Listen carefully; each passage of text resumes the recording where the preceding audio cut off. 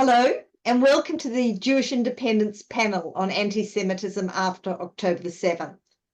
I'm Deborah Stone. I'm editor-in-chief of the Jewish Independent, which is an Australian-based platform for diverse voices on issues through a Jewish lens. We begin, as is traditional in Australia, by acknowledging the traditional owners of the land on which we live and work. For me, that's the Bunurong people of the Kulin Nations. We pay our respects to their elders, past, present, and emerging. The past 6 months have been perhaps most difficult for the Jewish people in our lifetime. The Hamas attack on October 7th and the war that followed in Gaza have been horrendous. But for Jews who live in the diaspora, perhaps the most shocking experience has been the sudden resurgence of anti-Semitism.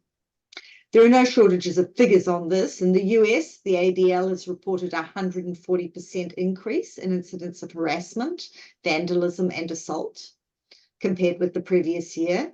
In Australia, the Executive Council of Australian Jewry recorded 662 incidents in 2 months after the Hamas attack, compared with just 79 in the same period in the previous year. And Andre will tell us about what's happened online, which has also been a huge increase in anti-Semitism. Today, we've got 3 people with different perspectives to discuss the problem and potential solutions. Unfortunately, Deborah Lipstadt, who some of you might have been expecting, had to withdraw at the last minute. But we have 3 panelists with knowledge and perspective. Katharina von Schnurbein is European Commission Coordinator on combating anti-Semitism and fostering Jewish life.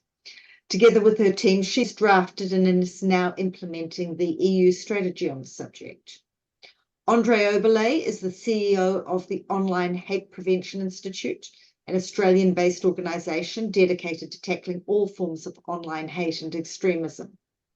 Noah Loven is the president of the Australian Union of Jewish Students. I'm delighted to have you all here, and thank you very much for joining us. I want to begin by talking about the increase that we have seen in anti-Semitism since October the 7th. Katharina, you've been working in this field for a long time. Are you surprised by what we've seen in the past 6 months? Well, Deborah, first of all, it's a pleasure to be here with you and to discuss the issue and the rise of anti-Semitism that we have seen in the past months, but also, I believe, before that.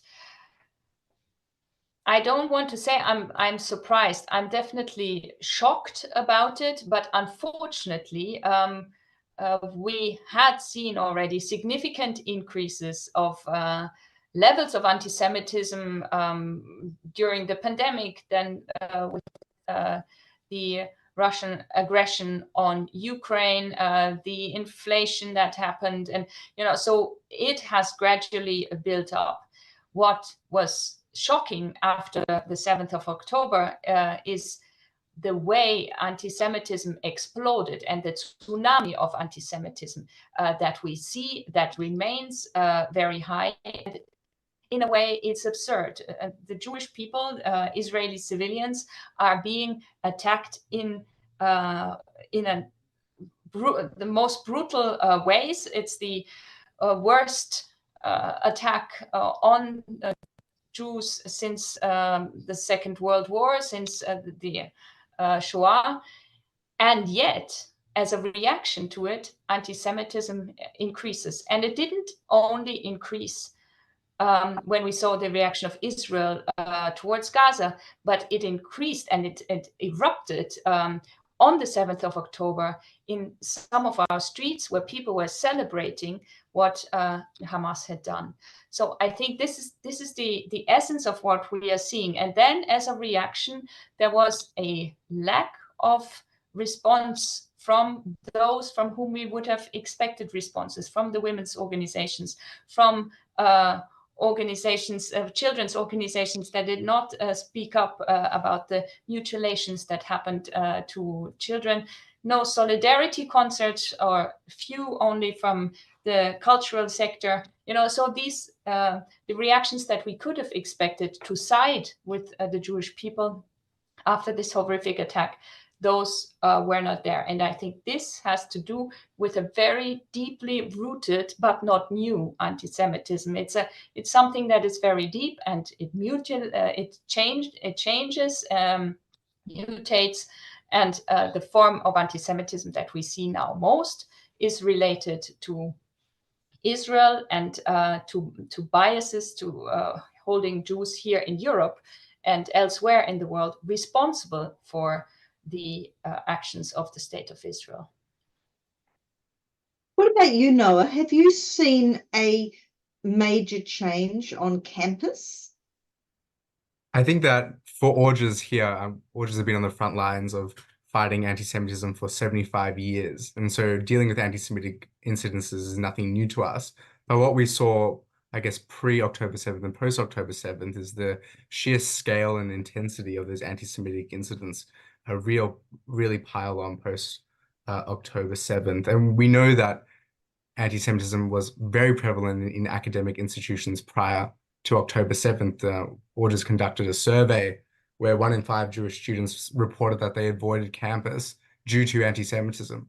64%, almost 2/3 of Jewish students said they experienced anti-Semitism at university. And that was prior to October 7th. If a later survey were to come out, I think it would show even more damaging data and statistics. We've seen a range of different source of anti-Semitic incidents on campus. It can range to events held on campus that try to attempt to glorify or justify the October 7th attack and Hamas's presence in Gaza. We see that posters across many universities do cross the threshold in terms of the glorification, the slogans used when it comes to promoting anti-Israel events on campus. But it's also ranged to what I'm primarily concerned about is that content within the classroom where a Jewish student has to sit in a tutorial or seminar for 2-3 hours on end, sometimes being the only Jewish student in the class, and be subjected to rhetoric, not just that criticizes the state of Israel. I think most of us in the Jewish community have their issues with the state of Israel and maybe specific policies. These clearly cross the threshold and something that is very, very concerning on campus as well. And online, Andre, let's talk about the reports that you have done. In brief, what's changed online since October 7th? Well, the first thing we noticed, starting at a very high level, is depending on the platform, and we looked at 10 different platforms, the growth in anti-Semitism from before October 7 until after October 7 varies from almost a 400% increase up to a 1,000% increase. That's huge. And, again, the lower end, Twitter or X was actually at the lower end, but that's because our pre-October 7 data showed that it was already so high, it was essentially saturated. It didn't have much headroom to grow. So yeah, that's a highlight. We also found that traditional anti-Semitism was dominant, and this was true both before October 7 and after October 7. So, what we found is that it was dominant on all but one platform. So there was a little bit of a surprise there. That surprise was LinkedIn. Prior to October 7, we weren't monitoring LinkedIn. We'd spent a year monitoring online anti-Semitism on 9 platforms. And our thinking was LinkedIn was a professional site. People have not just their personal, their real name and personal details. They have their entire work history there. They have their employer there. You're not going to engage in hate speech in a forum where you're likely to be looking for your next job. We were wrong. The post-October 7 data showed LinkedIn had a significant amount of anti-Semitism. We found it had more anti-Semitism than we found on Instagram, on YouTube, or on TikTok.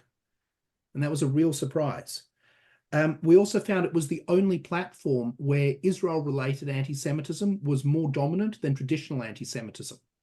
So mainstream platforms like Facebook, like YouTube, like TikTok, this wasn't the case. Traditional anti-Semitism was dominant.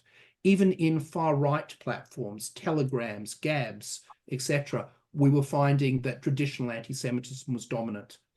So there's something strange going on with LinkedIn. Diving into that a bit further, we found that LinkedIn was totally out of sync with every other platform when it came to making comparisons between Israel and Nazi Germany. The number of comparisons there is huge, and it seems to be a gap in their policies. They just aren't doing anything about that. Katharina, can I just bring you in there for a minute, because it strikes me as perhaps unexpected that what we're seeing online is more traditional anti-Semitism rather than specifically attacks on Israel. Is that also what you are seeing in Europe? Well, to our knowledge, and also referring to organizations that have been monitoring online hate speech specifically, the increase of, let's say, terrorist content obviously increased significantly on the 7th of October and immediately after. For example, on YouTube, we see a 4,000-fold increase. And this has to do with the Hamas videos and other videos that filmed the atrocities on the 7th of October. We have in Europe, we have hate speech laws that have to be applied, and we have since more than a year also the so-called Digital Services Act that gives rules for the first time, I believe, for any region of the world. Europe has now rules. If you want to operate in Europe, you have to take down certain content. You have to be transparent about your about your algorithms. You have to have redress mechanisms, and if you don't apply these rules in your actions, then we can go as far as fining 6% of the annual turnover. So we saw that in particular that there was no compliance on X. And we issued a so-called infringement procedure. We sent the first official letter requesting them removing illegal content, but also to comply with the overall legislation. In the meantime, we also sent these letters to TikTok and AliExpress, and they now have to come in line. And therefore, I believe that what we have seen was first this brutal content, but then also a lot of Israel-related content, because some of the traditional content had to be removed as well. While not everything that we see with regards to Israel, according to the so-called definition by the International Holocaust Remembrance Alliance on Anti-Semitism, not every example is necessarily illegal. And I believe that we therefore also see a lot of this content coming to the fore, because criticism of Israel is used in order to hide traditional anti-Semitism. And I think that's very important to be able to decode this. And that's why we are now creating a network of organizations, of so-called trusted reporters that can discern what is anti-Semitism hiding behind anti-Zionism, for example, and therefore needs addressing, and what is content that is so-called lawful but awful, and needs probably contextualization. We want to do this in all EU member states, all EU languages also, and also non-EU languages that transport anti-Semitic content into the EU. So this will be complementary to the legal framework that we already have, but we see that it's also very important to have people actually working on the content, on counter narratives.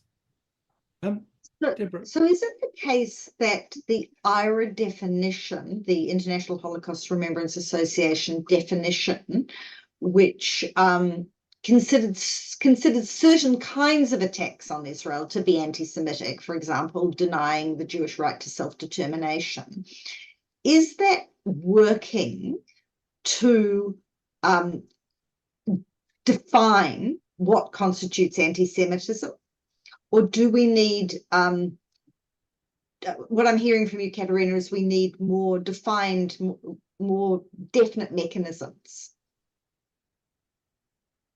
I believe that we have to have the IRA definition and recognize anti-Semitic biases. So the examples help us to know, demonization of Israel being anti-Semitic, double standards, also holding Jews responsible for the actions of the state of Israel, saying that Jews or Israel exploit the Holocaust in their favor, these kind of things, that they are clearly anti-Semitic. Whether they are then illegal, that's at the second step. And that's why we think that it's very important to discern the two, because obviously within freedom of speech, which is a fundamental right that we have fought for many centuries, you want to be careful to shut people down. But on the other hand, we want a society that is free from anti-Semitism. So we have to be we have to be able to discern what, for example, if it is not illegal because it's not considered hate speech, at least needs counter speech and needs framing. Yeah. And what we have also done, because we think what is very important is to make anti-Semitism visible in order to address it. Which means on the one side, you need to train law enforcement agencies to recognize anti-Semitic biases, again, based on the IRA definition. They can then discern whether something is illegal or whether an incident is a hate crime. But we need to complement this with measuring the toxic environment that, so this lawful but awful content or incidents that may be below the hate crime threshold can create for the Jewish community. So therefore we are now supporting, and in fact I launched last week the European Network on Monitoring Anti-Semitism, which are civil society organizations that operate as a bridge between law enforcement and victims. Victims can report through apps, through in an easy way to these organizations, and they will record not only the hate crime, which is recorded by law enforcement, but they will also record this lawful but awful circumstances or incidents that will then give us a much better picture and I believe also open new avenues on how to address these incidents that are just creating an atmosphere that is unacceptable and horrific for Jews. Andre, in the course of your report, you talked about a new form of anti-Zionism, which you called racist anti-Zionism, which I think goes to this grey area. Can you tell us about that? Yeah, if I could just comment first on something Katharina said there. The IRA definition itself says that anti-Semitic content is unlawful when it is against the law. So the IRA definition defines anti-Semitism. It doesn't define what is illegal. Yeah. Okay. This has particular applications because there's multiple levels of preventing anti-Semitism. Law is the final backstop. Okay. Norms that society accepts come before that. So, and this may be something Noah wants to comment on, but what's acceptable on a university campus is less than the maximum that is acceptable by law. Universities have rules that put in place extra restrictions that are a barrier that come into effect before we get to the position of calling in the police. So I think that's an important point. We ran some extra numbers after the report was out, and Deborah, thank you for the prompt on that, because this originally came from a question on your article that you sent to me to look at. We ran some data on the numbers, and again, this goes to what Katharina was saying.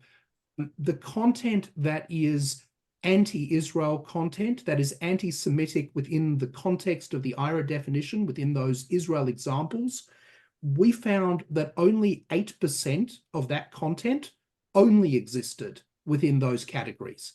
In other words, 92% of the content that was anti-Semitism related to Israel also fell into the category of incitement to violence against Jews, or Holocaust denial, distortion, or glorification, or making use of traditional anti-Semitism. So focusing on the Israel category is somewhat of a misnomer, because it is being used to hide all the other stuff, and sometimes not even to hide it. It's just, we had an incident years ago with a meme of Hitler related to a child that had committed suicide, and it was encouraging people to commit suicide that was against a particular platform's rules. But that platform had taken a position that they weren't banning Holocaust denial, so anything with Hitler in it was being regarded as acceptable. So the fact that it was in breach of a different rule, encouraging suicide, was sort of ignored because it had Hitler in it, which is completely perverse. And we're seeing a similar thing now with the Israel content, where on some platforms you can be as anti-Semitic as you like, as long as you also mention Israel. And that's a real problem. We also looked at this issue of denying the Jewish people the right to self-determination, denying Israel a right to exist. And we found that the content in our report that was only in this category was only 1% of the Israel-related anti-Semitism. So it means there's a huge disconnect between the discussion and debate about what anti-Semitism is and definitions and the actual data of what's occurring out there. So having said that, to go to your question about racist anti-Zionism, what we've seen is people taking a line, particularly from the far left, and particularly people that would normally be our allies in dealing with neo-Nazis. What we're seeing is an argument that Israel is a racist state. This is the Zionism is Nazism, the Zionism is racism argument that came from the UN as a Cold War phenomenon. So Zionism is racism. The next line is Zionism is Nazism. The next line is you are a Zionist, or you support Israel, therefore you're a Zionist. And the final step is therefore you're a Nazi. And the result of that is people then saying, okay, well, we've defined you as a Nazi, so we can treat you as we would treat a Nazi. You have no rights. We can do what we like to you. And this has created a situation where any form of attack on anyone who is Jewish, who has supported Israel by visiting Israel, by buying Israeli products, by stocking Israeli products in a business, is suddenly declared to be persona non gratis, and that there is permission to attack them. So that's what we've seen, and we think this is a new phenomenon that we've seen. So it's not just anti-Semitism in relation to Israel, it's allowing anti-Semitism, giving full permission in a similar way to what we saw in Nazi Germany, where Jews were dehumanized and then permission was given to attack them. Similar to what we saw with the pogroms. Jews would be put in a position where it was considered socially acceptable to go out and murder Jews. And when that was done, that's what happened. So this is also, I think, related to where we're seeing boycotts and where we're seeing victimization, which has been a phenomenon of the post-October 7th environment, where anybody who has any association with Israel, and virtually every Jew does have some form of association with Israel, is therefore regarded as fair game. Yeah, and that's what we saw with the doxing of the Jewish artists and creative group. And it didn't matter. Even people who hadn't said anything in the group were targeted. In fact, some people were added to the list who weren't even in the group. So, this is a real problem. And, it also goes back to the campus stuff that Noah was talking about, and maybe he wants to comment. Being the only visible Jew in a class right now would be an incredibly uncomfortable situation. I've just been a couple of weeks ago, I was speaking at Rutgers University in New Jersey, and the level of fear on that campus, and it's not Columbia, things are even worse there. But the level of fear in even having a talk, the level of concern. I did one talk for Jewish faculty, and I did one talk for a core subject, and I was talking about online anti-Semitism, about online Islamophobia. And really what I was talking about was ethics within the technology and engineering field, in an ethics subject. It all went great, but the level of concern going into that subject, is there going to be a problem, was almost enough to not proceed. Maybe Noah wants to jump in. No, I think your characterization there, Andre, is 100% applicable to the Australian context. We see that especially visible, identifiable Jews are being marginalized throughout campus. They are walking past a fellow student, or in sometimes an academic, and they are asked, what are your opinions on Israel's actions in Gaza? Do you support Israel's military actions? And this is prior to them even, talking about their position on Israel, even if they have any in the first place.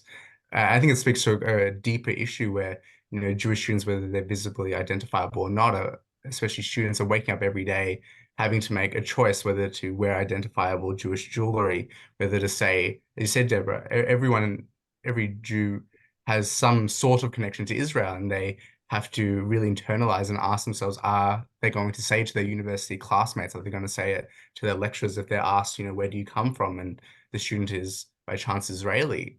They don't want to say that they're from Israel out of fear of retribution, either from their students or even from their lecturers and professors who they feel may mark them differently if they espouse their views around Israel. And I think the conversation, the context of IRA is very fitting in this. Orgies have been very in the space of pushing universities to adopt IRA. We've seen only a handful of universities taking that up. We've seen that IRA has been highly politicized to the extent that many universities do not want to touch the definition because of what they perceive as a limitation of freedom of speech, the limitation of academic expressions. And so the universities who even have adopted IRA, there's so many qualifications and caveats in there that we see that the IRA definition isn't being utilized in a way that it was originally intended to, when it was meant to act as a framework. We see universities who have adopted it, not in terms of a litmus test regarding the extraordinary amount of anti-Semitism, actually not enforcing their own policies. So our fear is that universities, even who have adopted IRA, currently see it as a tick box. But really there's no follow through or enforcement on the other end, which is really compounding our efforts in anti-Semitism. I think going back to a comment made that I think IRA, in addition to some sort of good practice guide or some sort of best practice model that the community can help universities with, is probably our next step in terms of, we see that unfortunately the adoption of IRA alone for many of these universities is not enough into successfully combating anti-Semitism on campus. What about? Can I add something to that? Please.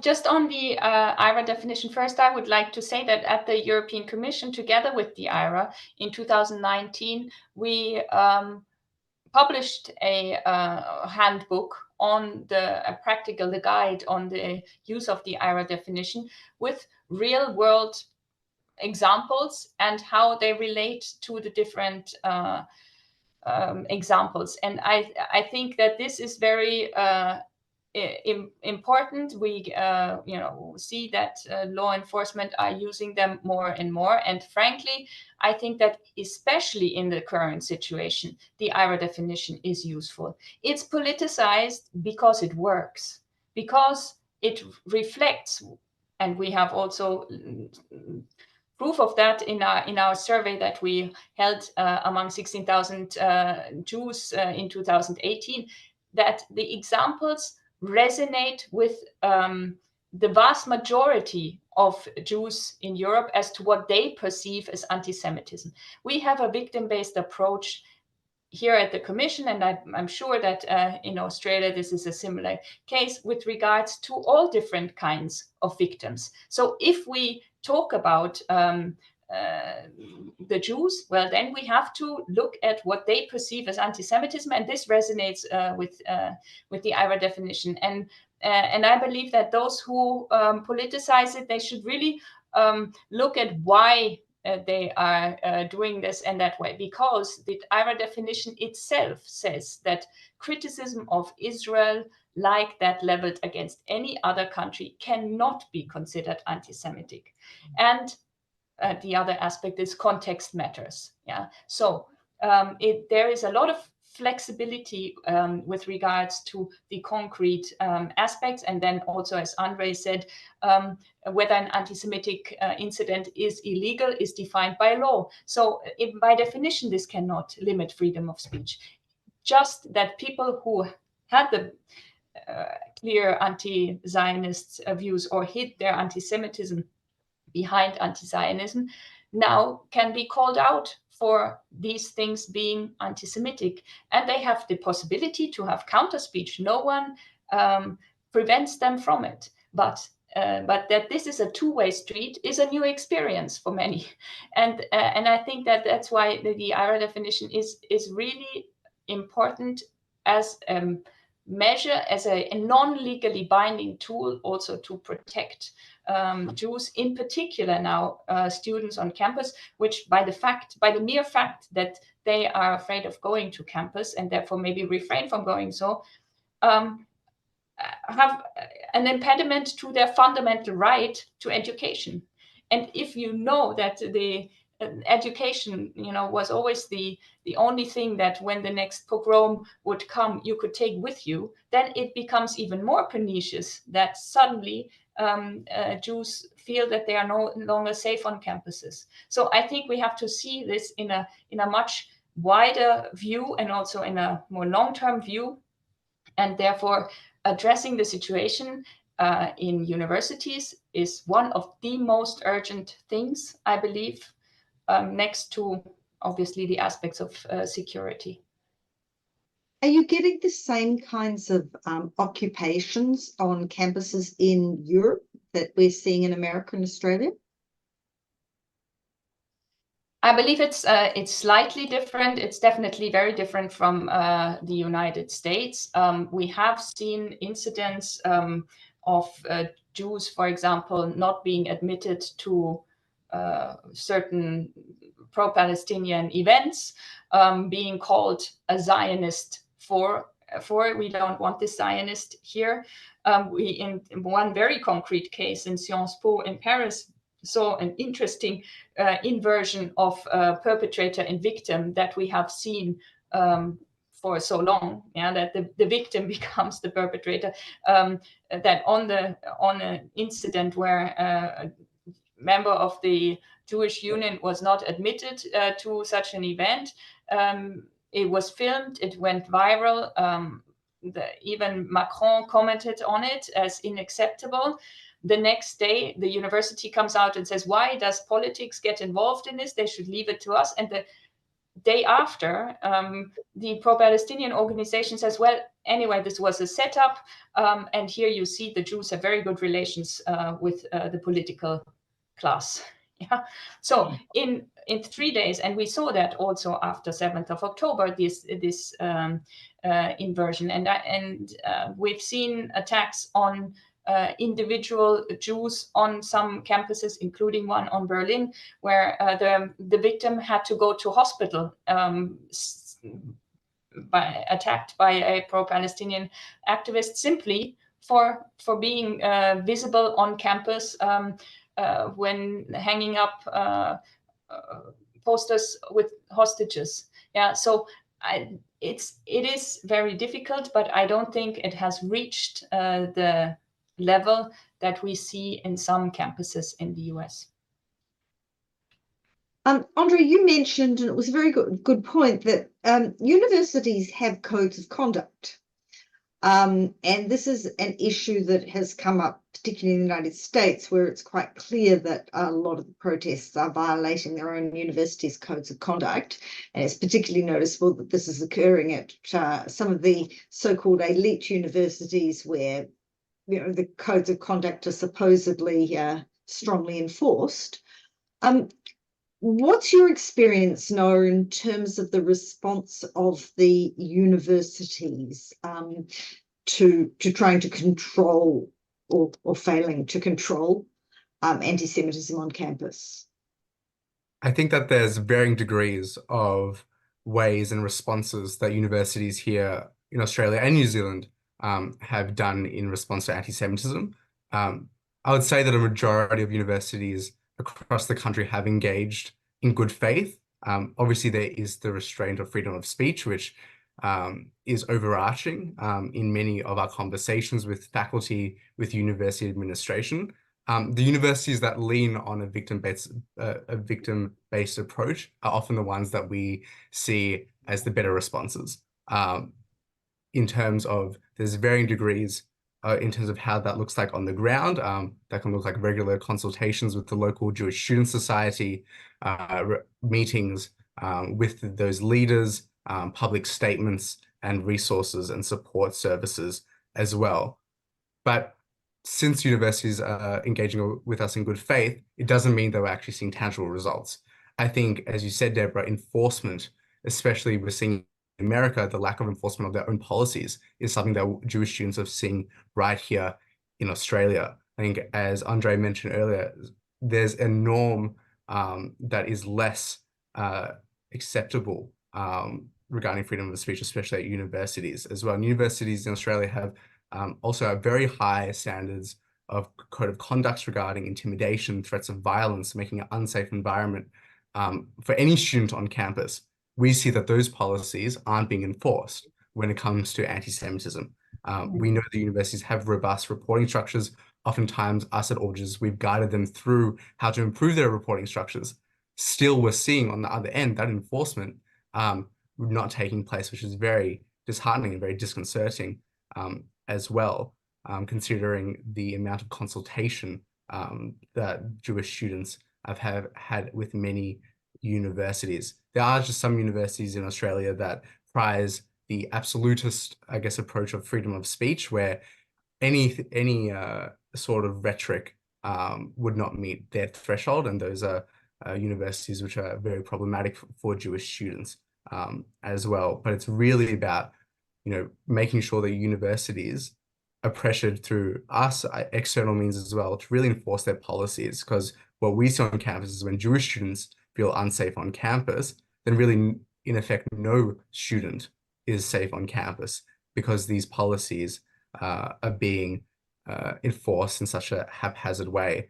We also see this with the cancellation of Israeli academics coming to speak at Australian academic institutions, where those events are cancelled on the grounds of safety, but other events held by pro-Palestinian groups are allowed to happen on campus. We advocate for a consistent approach because we know the universities already have those tools, which I guess makes the conversation much, much harder. Deborah, Sorry? yeah, if I can just jump in there. The problem starts at the level of the definition. If you don't recognize the anti-Semitism, then the policies don't get applied. And that's where there was so much focus before October 7 to try and reject the IRA definition. And the pressure on that, it was coming largely from APAN, the Australian Palestinian Advocacy Network, and also a number of really fringe anti-Zionist Jewish groups. And some universities were consulting with these groups and creating an equivalence between the Jews don't want anti-Semitism and the Palestinians want Palestinian advocacy. Let's try find somewhere in the middle. Rather than saying you should have Palestinian advocacy without anti-Semitism, they view these as two sides of a spectrum. So we must have a medium level of anti-Semitism because that's the middle. And that's just the wrong way of thinking about it. Okay, you can have Palestinian advocacy that doesn't involve anti-Semitism. And if you have a definition of anti-Semitism that you enforce, it just forces Palestinian advocates to do their advocacy in a way that doesn't make use of anti-Semitic language, imagery, etc. And that's what they've been trying to avoid. And that's where the problem is. Here, though, with the Jewish community too, in that there are elements of the Jewish community who perhaps don't see that you can have Palestinian advocacy without having anti-Semitism. Well, that's the point that universities can reject. And they can say, we support, if it's not anti-Semitic, and here's the definition of anti-Semitism, if it's not anti-Semitic, then your views are invalid. And it's perfectly legitimate for them to say that to, any advocate that's making such statements. But that's what they should be doing, rather than saying, well, because people think there might be some risk to freedom of speech for Palestinian advocacy, we're not going to properly deal with anti-Semitism. It's not, the issue is that political advocacy for any cause, for any political party, and racism can coexist. Okay, you can use racism when engaging in political rhetoric. It's not one or the other. So what we need to do is say, you need to avoid that racist rhetoric in your advocacy. You can't try and define it, well, it's advocacy, therefore it can't possibly be racist. I mean, Hitler was very clearly doing both at the same time.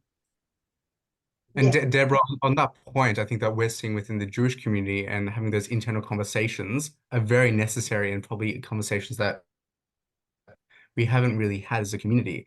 We get reports at Orges where maybe a first-year student comes on campus and sees a Palestinian flag and they deem it, really as anti-Semitic, and it comes across my desk and we say that we cannot action this. That is not to say that a first-year student, feels intimidated, and maybe because of the proliferation of posters of the amount of flags, they feel intimidated.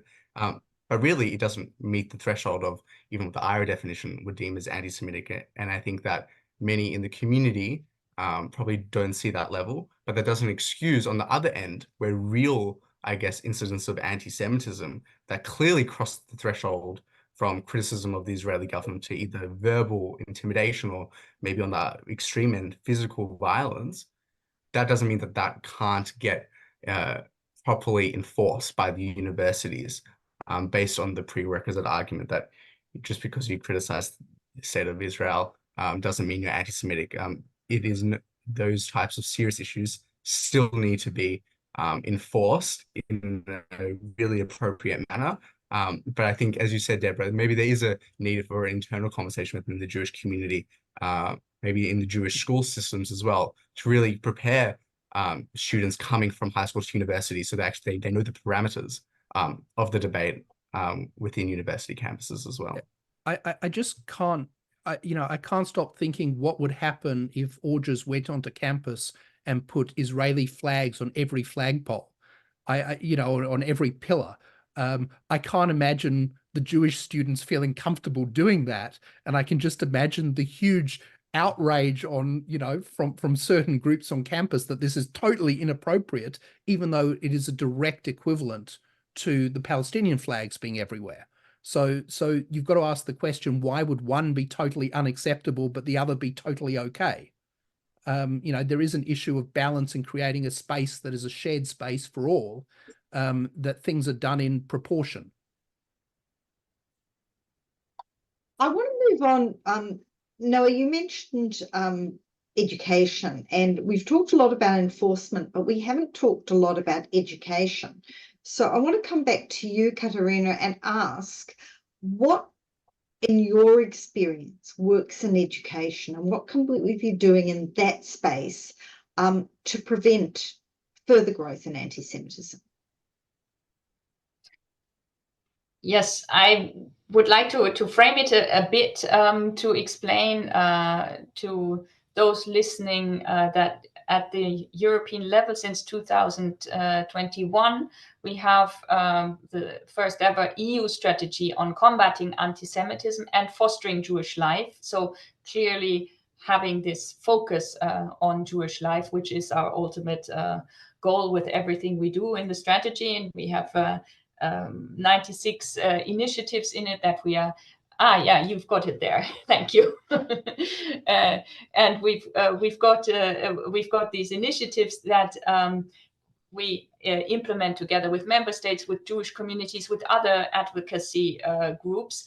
And I believe that overall, also because as part of it, the 27 member states of the European Union are to adopt their own national strategies. They are to appoint special envoys and to use the IRA definition. These are the three minimum requests to them. And I believe that because of this and the change that has happened in awareness because of that process over the last years, we have had overall a rather positive reactions from state actors.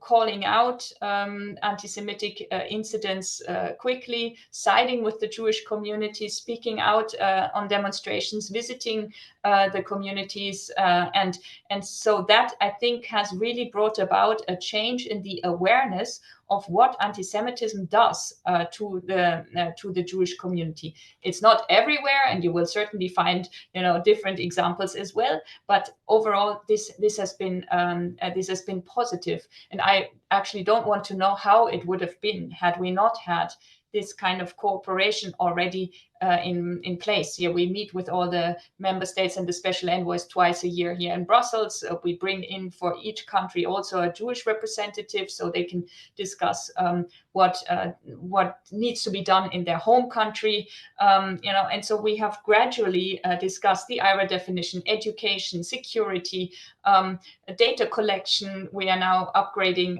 our data collection as well. So I think this is important. If you look at long-term solutions, you need long-term strategies. You need to have clear goals in order to reach them. With regards to education, I think we have to be honest to ourselves and say that what we have seen, despite all of this, on the streets, has not yet had the effect it should have. So while on the administrative and the government level, things have changed, this has not permeated yet into wider society. And therefore, we have seen demonstrations, very worryingly calling for the killing of Jews, calling for a caliphate, showing radicalization and extremism in a way that is dangerous towards Jews, but also dangerous towards European security and democracy. And many of these people have gone through our educational system. So the question now we have to pose, and we have initiated already trainings, for example, addressing anti-Semitism through education in 12 EU member states. These are projects that have recently started. We will see change if they continue to be applied, most likely in 20 years. And we have to be realistic that educational tools are long-term tools. Romania has recently, as the first country, introduced obligatory 1 hour per week for 15, 16-year-olds on the history of Jews in Romania, the Holocaust, anti-Semitism. And so those students that start with this program now, they will probably educate their children differently. And so I believe we have to look at these instruments and see how we can make sure that they are really permanent and sustainable.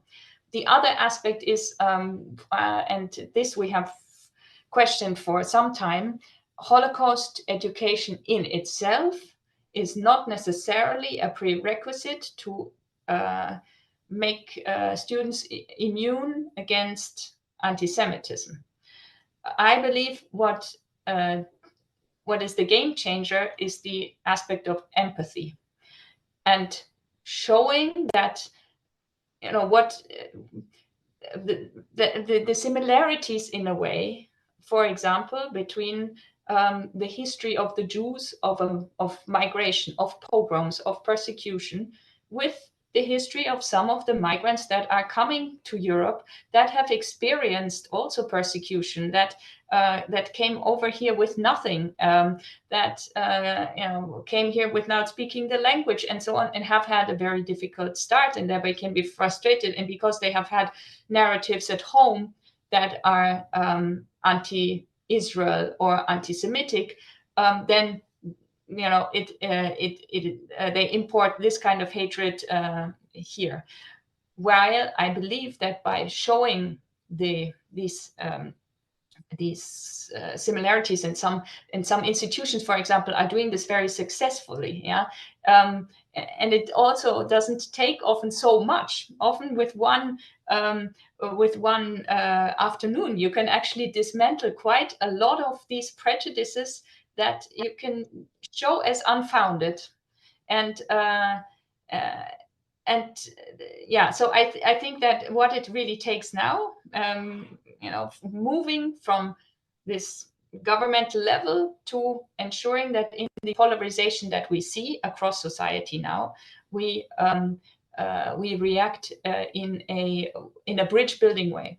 And the Commission adopted on the 6th of December 2023 a communication, Europe United Against Hatred, where we are starting to implement different instruments, let's say, for example, citizens, town hall meetings, these kind of things, to discuss to bring them together in a representative way from across Europe, and then discuss how to overcome this current wave of hatred, because this is really a threat to democracy, and therefore it's much wider than the Jewish community. But for some reason, the Jews are often in the center of the storm on this. So we take a very broad approach. Sorry? The canary in the coal mine is often the analogy that is used with Jews in a democracy. Before we run out of time, Katharina, I wanted to talk to you specifically about the role of a coordinator combating anti-Semitism. We don't have such a position in Australia, but there has been talk of appointing one. It's very much on the agenda here. And I wanted to get your advice as such a coordinator to a government on establishing a position of this kind. So we have not for nothing introduced this aspect as one of the three elements that countries should consider when they write their own strategies or agree to address anti-Semitism, because we see that if you have a person or an office responsible and as a contact point to the communities, but also in particular the contact point for all other government agencies, for institutions that are struggling with anti-Semitism, for civil society, bringing them together, making links, all of this, what we have been doing now in the last years, bringing even the Jewish actors together. Yeah, we have every 3 months meeting here between the umbrella organizations that are based in Brussels, simply to exchange our views, to inform each other about what we are doing, to see where we can collaborate. This needs to be organized, and you need to have this, I believe, central point in order to coordinate things.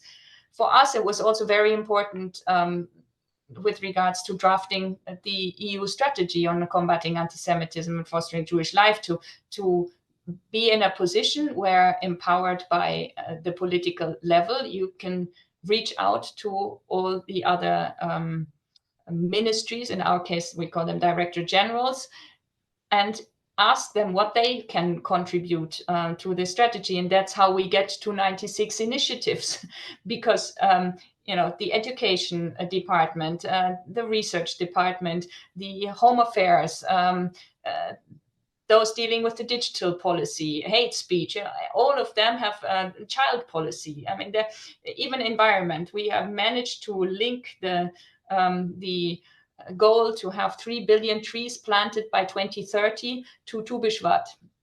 So there are also these kind of links that you can make. And if you reach out and you give the possibility to other departments to contribute, sometimes we're surprised what we get. Now we have a prize on a Jewish heritage that was announced last December. So, and we have, of course, also the backing of the president here.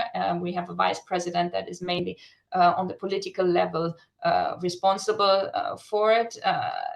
And therefore, the system in itself also increasingly acknowledges and responds to the need to addressing anti-Semitism. So I see only positive aspects. And it's very clear, if you want to achieve a goal, then you have to have certain targets, and this would be one of them on the road. What message does having an anti-Semitism coordinator send for a society? Actually, I was appointed together with a coordinator on combating anti-Muslim hatred. I think this is important. It's not, we are not only singling out the Jews, but it did come after Charlie Hebdo, which was an attack on a newspaper that was lethal and was a clear attack on freedom of speech. And after, for 10 to 20 years, the Jewish community had already said, this is getting more difficult for us, and had seen lethal attacks. So that is important. We also have an anti-racism coordinator. So we think that you send the message to the community concerned. We take your concerns seriously. This is, by the way, also the clear message when it comes to the IRA definition. And on the other hand, you are also the contact point for the communities. In our case, we have 27 member states. I have been visiting the Jewish communities in their countries. I talk to the governments there. Sometimes I go there together with the Jewish community representatives to make certain points. I think this is another way of also supporting the community and supporting it with the leverage we have as the European Commission. Well, I wanted to end with something positive, because it's been a very difficult discussion. It is a very difficult topic, and I was wondering how I was going to get to something positive, but you've actually done it for me, Katharina. So I really want to stop there while we have at least a sense of hope to go away with, knowing that we are living in a very difficult time. I think it is very important to understand that there are people who are working, as you all are, to make things a little easier. And I want to thank you all for your time. A recording of this panel will be available on the Jewish Independent website, so those who don't hear it when we first broadcast it will have an opportunity. And you'll also find lots of other important articles, not just about anti-Semitism, but about Israel and Jewish life in the diaspora and culture and community. So I encourage all those who listen to this panel to also sign up for our free newsletters and follow us on social, and be part of a community that not only fights anti-Semitism, but also celebrates what is positive and good in Jewish life. Thank you very much, and good night. Thank you. Thank you.